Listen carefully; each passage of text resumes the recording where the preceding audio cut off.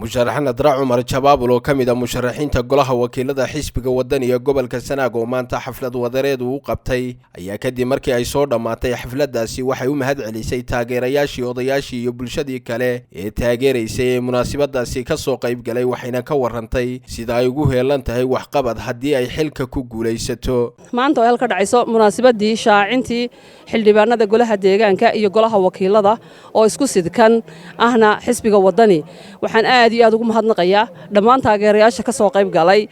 dadkaasoo qorraxda ilaa saaka u taagnaa taageerayaashooda aad iyo aad ayaan ugu mahadnaqayaa marka hore waxaan leeyahay bulshada reer Cergaabo aniga waad ogtihiin oo 6 sanadood 7 sanadood baan idila joogay 7daaba waxaan ahaa musharax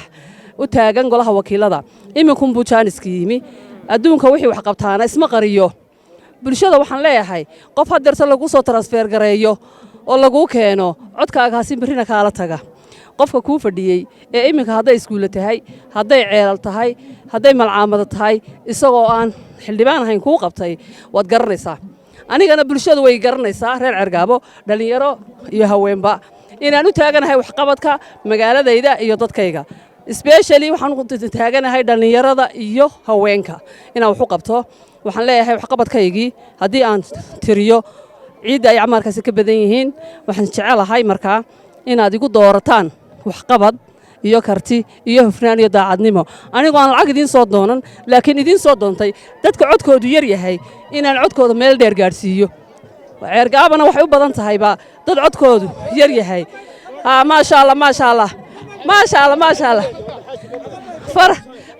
haye faraskaasna wuxuu ka mid yahay maanta xafladii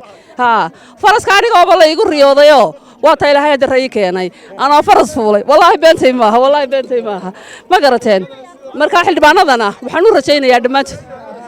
inay sida faraska u boodaan hadii ilaahay yiraahdo ayaa rajaynayaa laakiin xildhibaano booda oo aan gobolka ku soo noqon inay noqdaan ma rabo